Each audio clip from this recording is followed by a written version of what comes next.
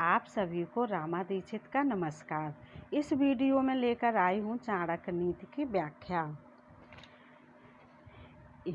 ईप्सितं मनसा सर्वं कस्य संपद्यते सुखं दैवा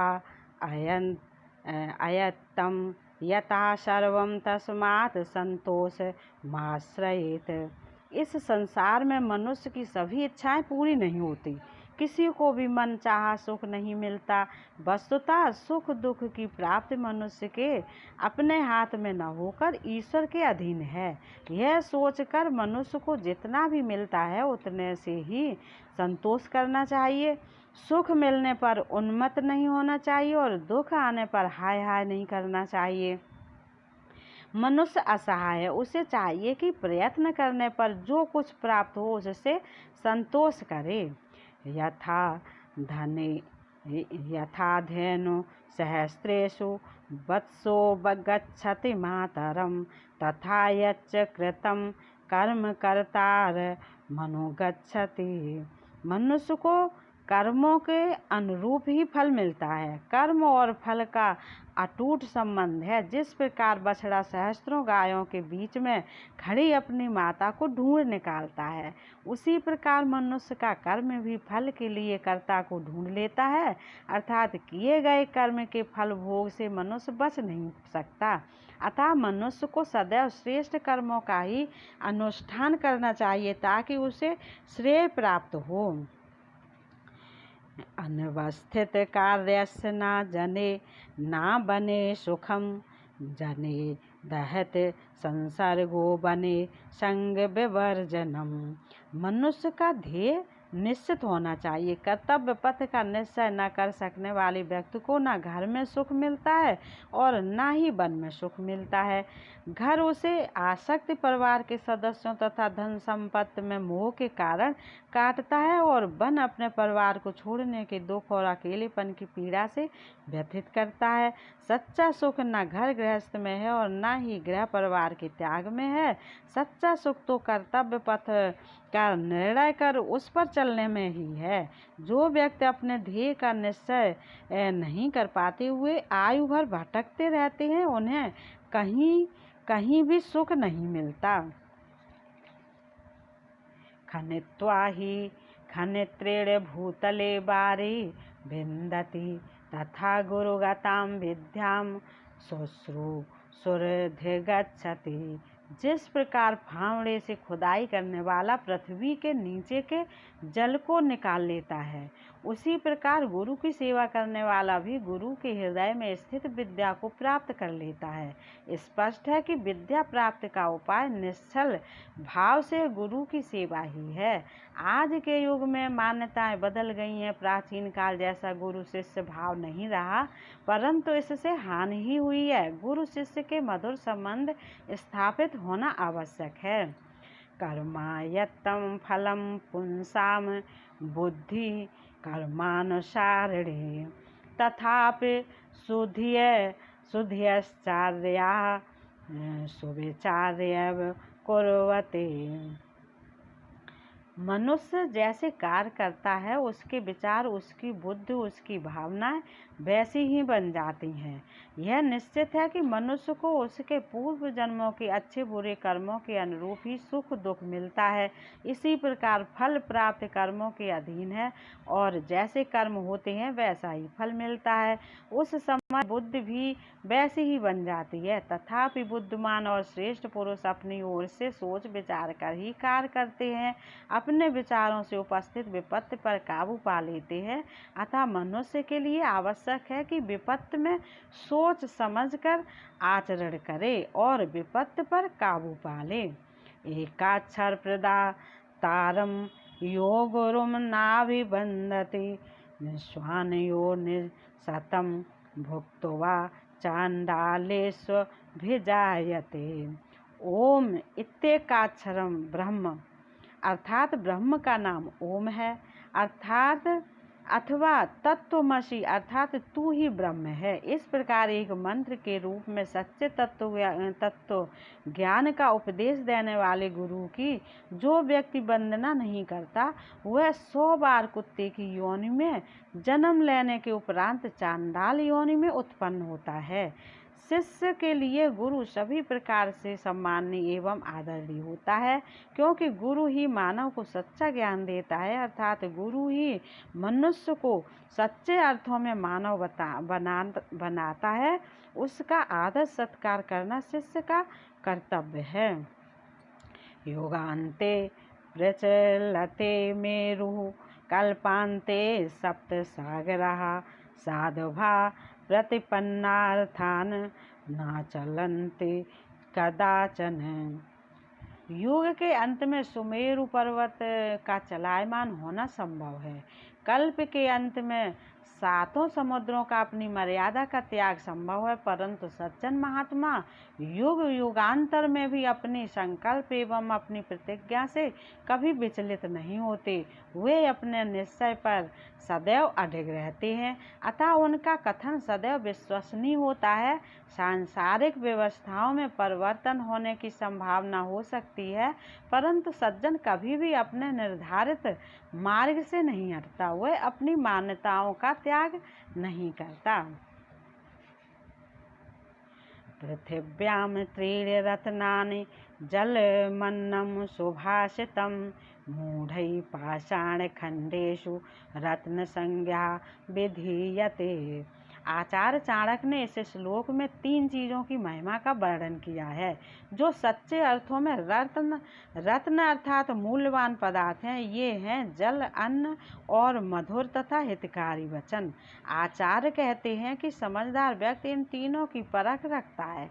केवल मूर्ख लोग ही पत्थर के टुकड़े को रत्न कहते हैं। यह कथन सही है कि यदि मानव को अन्न और जल ही सुलभ न हो तो उसका जीवन ही संभव नहीं। अन्न और जल के बिना मानव एक दिन भी नहीं चल सकता। मीठे वचन बोलने से मानव का हृदय शीतल हो जाता है।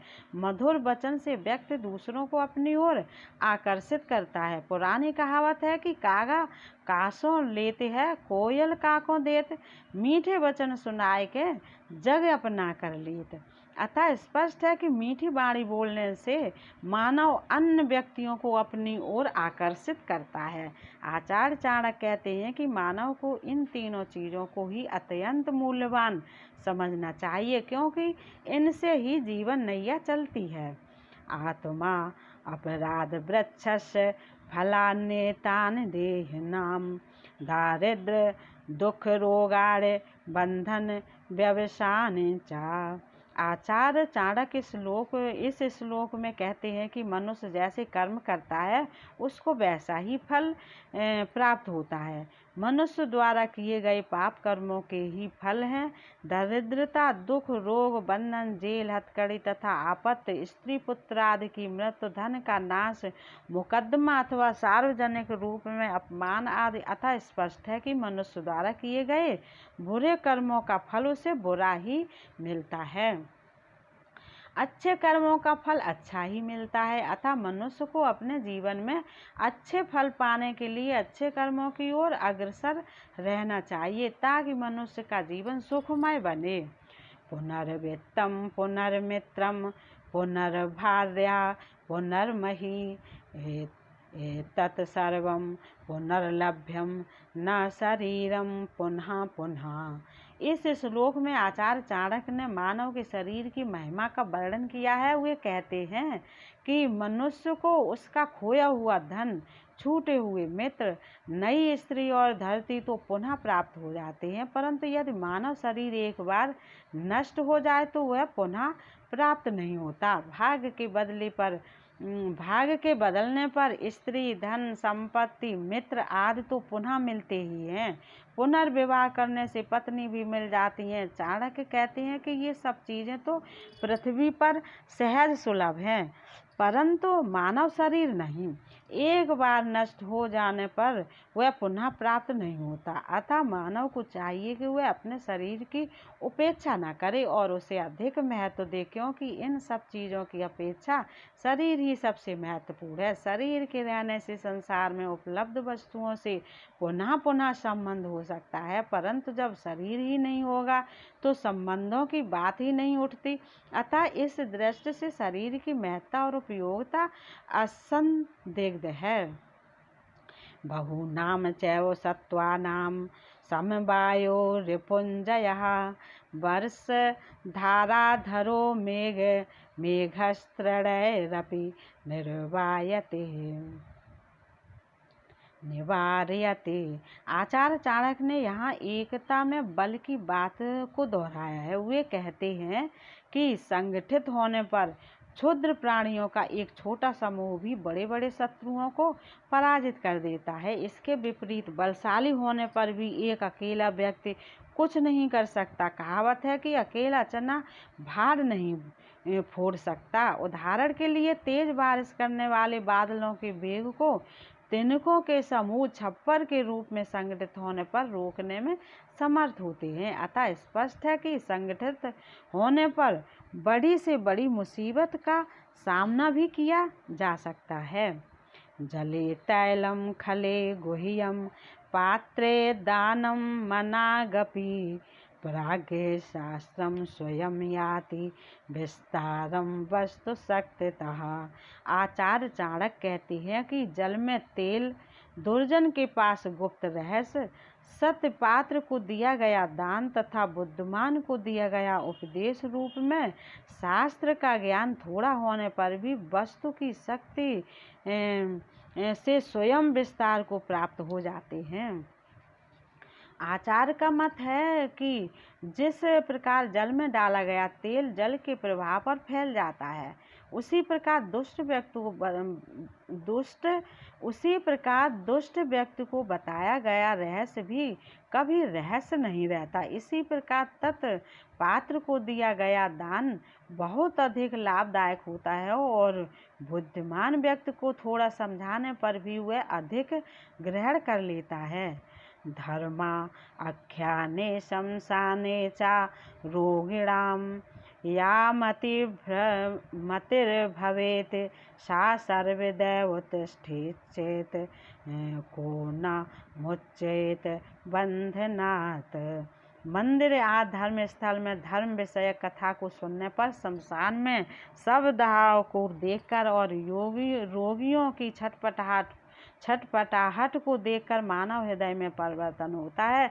अर्थात वह उस समय संसार को और सांसारिक माया मोह को निरर्थक मानने लगता है, परंतु वहाँ से हटने पर उसकी निर्मल बुद्धि फिर से उसी माया मोह के जाल में ग्रस्त हो जाती है। उत्पन्न पश्चातापस्य बुद्धिर्भवते यादृशी तादृशी यद पूर्वं स्यात् कस्य न स्यान् महोदया। आचार्य चाणक्य ने इस श्लोक में कुकर्मों से बचने के लिए सचेत किया है। वे कहते हैं कि किसी निंदनीय कुकर्म के करने के उपरांत पछताने वाले मनुष्य की जैसी निर्मल बुद्धि होती है, यदि वही निर्मल बुद्धि कुकर्म करने से पहले रहती तो मनुष्य का कल्याण कैसे न हो जाता, फिर उसे पश्चाताप करने की आवश्यकता न पड़ती। उक्त प्रचलित है कि अब पछताए होत क्या जब चिड़ियाँ चुग गईं खेत। अच्छा तो यही है कि कुकर्म किया ही न जाए जिससे पछताना पड़े। मानव को चाहिए कि अपनी बुद्धि को निर्मल रखे तथा सदा दूसरों के कल्याण की भावना रखे। दाने तपस्य शौर्ये चा विज्ञाने विनये नये विस्मयो न ही कर्तव्यो बहुरत्ना वसुंधरा।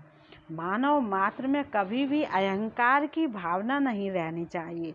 इसी चीज को उजागर करते हुए आचार्य चाणक्य कहते हैं कि मानव को दान का तप का, शूरता का, विद्वता का, सुशीलता और नीति निपुणता का कभी अहंकार नहीं करना चाहिए, क्योंकि इस धरती पर एक से बढ़कर एक दानी, तपस्वी, शूरवीर और विद्वान आदि हैं। उक्त है कि शेर को सवा शेर बहुत मिल जाते हैं, अतः किसी भी कार्य क्षेत्र में अपने को अति विशिष्ट मानना मूर्खता है। यह अहंकार ही मानव मात्र के दुख का कारण बनता है और उसे ले डूबता है। दूरस्थो अपि न दूरस्थो यो यस्य मनसि स्थिता, यो यस्य हृदये नास्ति समीपस्थो अपि दूरतः। आचार्य चाणक्य ने इस श्लोक में सच्चे प्रेम की बात कही है। वे कहते हैं कि जिसके प्रति सच्चा प्रेम है वह दूर रहकर भी समीप है। इसके विपरीत जिसके प्रति किसी प्रकार का मानसिक लगाव नहीं है वह पास पड़ोस में रहते हुए भी बहुत दूर है। मन का लगाव न होने पर किसी से किसी प्रकार का संबंध जुड़ ही नहीं पाता है। ऐसा व्यक्ति आँखों के सामने रहता हुआ भी उपेक्षित है, जबकि प्रिय व्यक्ति दूर रहते हुए भी सदा आँखों के सामने घूमता रहता है। इसी बात को सूफी संतों ने भी कहा है कि सच्चा प्रेम रखने से भगवान भी पास ही रहते हैं। 10वां अत्यासना विनाशाय दूरस्था न फलप्रदा, सेव्यन्ता मध्य भागेन राजा बहिर्न गुरु स्त्रियः। आचार्य चाणक्य कहते हैं कि राजा, अग्नि, गुरु और स्त्रियों की अत्यधिक समीपता अर्थात इनके बहुत अधिक नज़दीक रहना विनाश का कारण बन सकता है और इनसे दूर रहने में भी कोई लाभ नहीं रहता। अतः विनाश से बचने और लाभ उठाने के लिए मानव को बीच का रास्ता अपनाना चाहिए, अर्थात न तो इनके अधिक नज़दीक ही जाए और न बहुत दूर ही रहें। यही मध्यम मार्ग है और यही वांछनीय भी है। आचार्य चाणक्य कहते हैं कि राजा और गुरु के अधिक समीप रहने पर व्यक्ति के दोष उभर कर सामने आ जाते हैं और बहुत दूर रहने पर व्यक्ति उपेक्षित हो जाता है। अग्नि की अधिक समीपता से जलने का और अधिक दूर रहने पर ऊष्मा की न्यूनता की आशंका का खतरा रहता है। स्त्रियां भी कभी यह नहीं चाहती कि कोई व्यक्ति उनके इतना अधिक समीप रहे कि उनकी कोई भी चेष्टा या गतिविधि गुप्त ही न रह पाए। इसके साथ ही स्त्रियों से दूर रहने का अर्थ उन्हें उच्छृंखल होने की स्वतंत्रता देता है।